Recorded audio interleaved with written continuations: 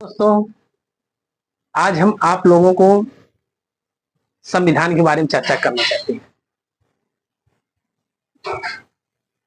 लेकिन संविधान में सबसे पहले हमने सोचा है कि संविधान सभा से ही स्टार्ट किया जाए, क्योंकि आप लोग जानते भी होंगे कि संविधान क्या चीज है, संविधान कैसे पढ़ा जाए, संविधान कैसे समझा जाए।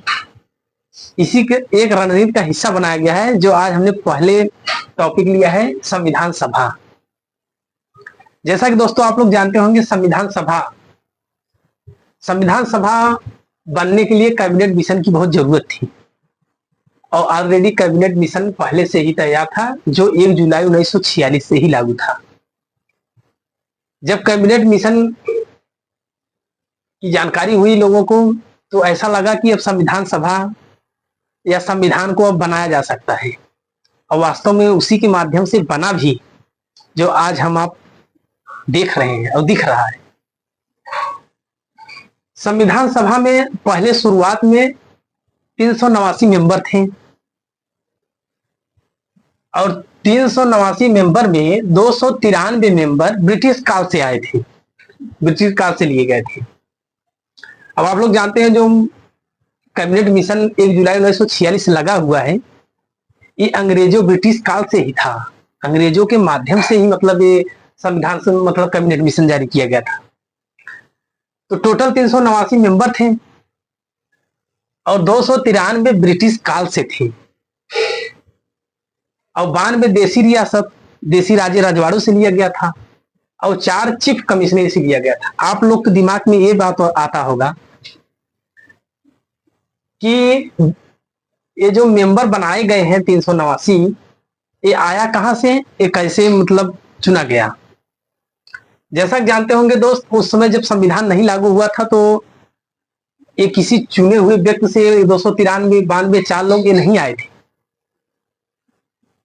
तो एक आपस में समझ उत्पन्न हुई कि सदस्यों के कैसे चुना जाए, कैसे रखा जाए। उसमें एक निर्णय लिया गया, प्रति 10 लाख व्यक्ति पर एक सदस्य का निर्माण किया जाए, और वास्तव में उसी के जरिए सदस्यों का निर्माण भी हुआ।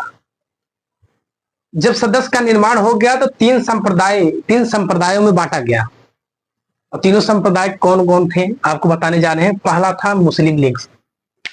मुस्लिम लीग सिख समाज और सामान्य से थे।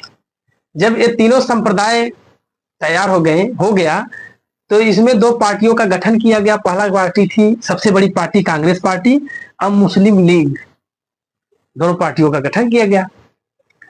तो उसके बावजूद जब ये तैयार हो गया, तो ऐसा महसूस होने लगा कि अब संविधान हमारा अपनी कार्य प्रगति पे है। अब अच्छा भी था। संविधान सभा का पहला बैठक 9 दिसंबर 1946 को हुआ था। जब 9 दिसंबर 1946 का संविधान सभा का पहला बैठक हुआ, तो संविधान सभा में सबसे बुजुर्ग और सबसे श्रेष्ठ जिसको कहा जा सकता है या कहा जाता भी है, डॉक्टर सचिंदानंद सिन्हा को, उन्हें अस्थायी सदस्य के रूप में चुना गया।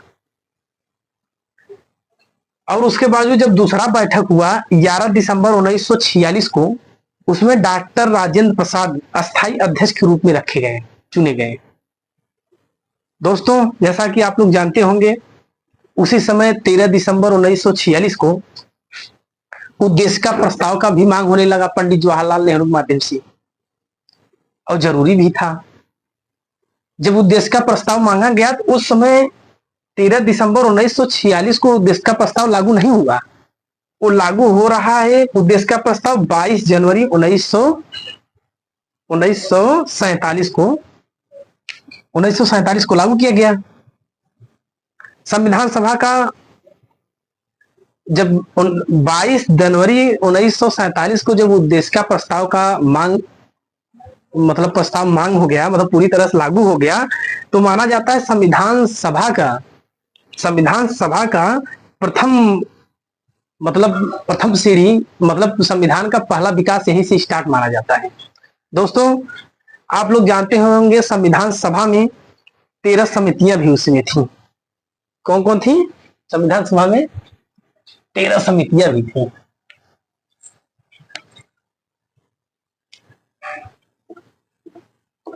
संविधान सभा।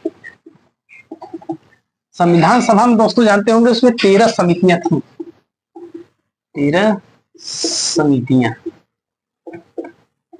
13 समितियां थी दोस्तों। उसमें संचालन और प्रांत, अब संचालन का मतलब होता है संचालन समिति होता है, संचालन समिति। संचालन समिति का मतलब ये होता है जो संविधान सभा को चला सके, उसी को हम लोग संचालन समिति कहते हैं, जिसको हम डॉक्टर राजेंद्र प्रसाद को चिन्हित हैं। संचालन समिति जो संविधान सभा को चला सके, जिसको हम डॉक्टर राजेंद्र प्रसाद को, संचालन समिति के सदस्य कौन थे? डॉक्टर राजेंद्र प्रसाद।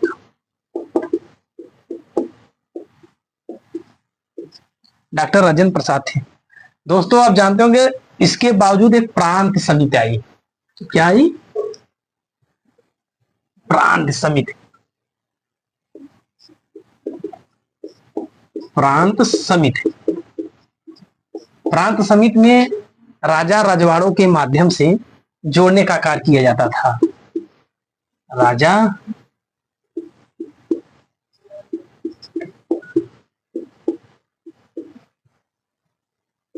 माध्यम से जोड़ने का काम किया जाता था। इसके सदस्य कौन थे?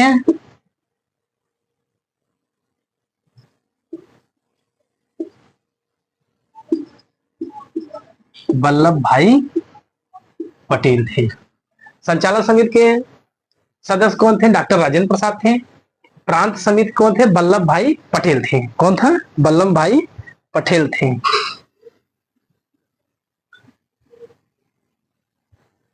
दोस्तों तीसरी आती है संघ समिति। इसके बाद हम बताते हैं आपको संघ समिति। संघ समिति का जानते हो, उसमें उस समय प्रधानमंत्री कौन था? पंडित जवाहरलाल नेहरू। इन्हीं को हम लोग मानते हैं, पंडित जवाहरलाल नेहरू को ही हम लोग मानते हैं। इसके बाद दोस्तों आता है प्रारूप समिति। अब आपको बताया जाएगा प्रारूप समिति। प्रारूप समिति दोस्तों, प्रारूप समिति के अगर अध्यक्ष रूप में माना जाए डॉक्टर भीमराव अंबेडकर को माना जाता है। भीमराव अंबेडकर को। और संविधान को अगर कोई अंगीकृत भी किया तो डॉक्टर भीमराव अंबेडकर ही किए थे। कौन किया था? डॉक्टर भीमराव अंबेडकर ने ही संविधान समिति को अंगीकृत किए थे।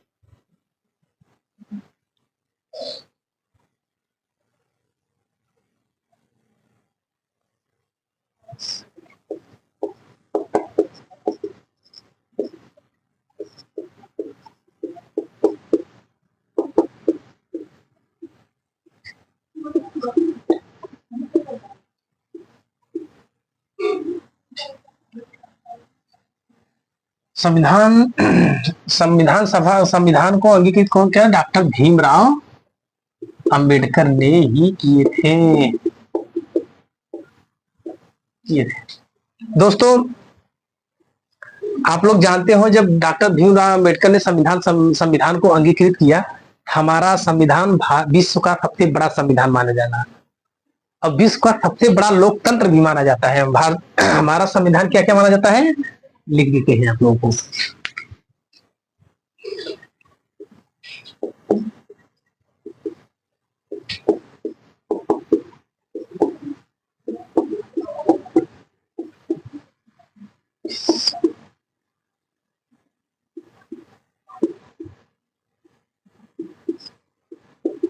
विश्व का सबसे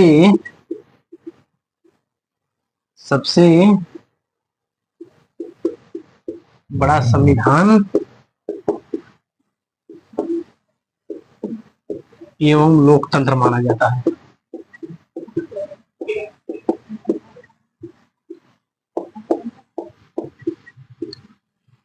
विश्व का सबसे बड़ा संविधान एवं लोकतंत्र माना जाता है।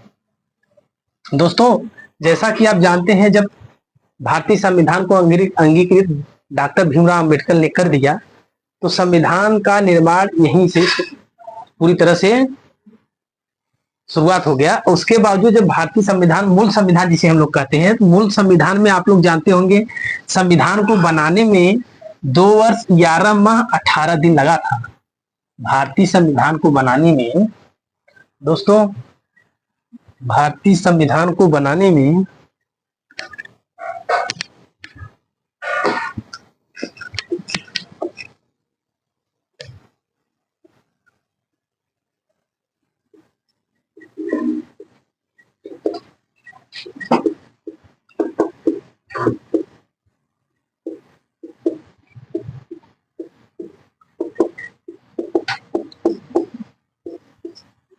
दो वर्ष 11 माह 18 दिन लगे थे। दोस्तों, कुछ लोग कहते हैं कि भारतीय संविधान बनाने में 2 वर्ष 11 माह 18 दिन क्यों लगा। 200 वर्षों के बाद भारतीय संविधान जब बन के तैयार हुआ, तो ये आप लोग जान लीजिए कि गुलामी के जंजीरों से भारतीय संविधान, मतलब भारत के लोग जंजीरों से बाहर निकले, गुलामी के जंजीरों से बाहर निकले। उस समय जब भारतीय संविधान बना, उसमें 395 अनुच्छेद, 22 भाग, अनुच्छेद 22 भाग और 8 अनुसूचियां थी।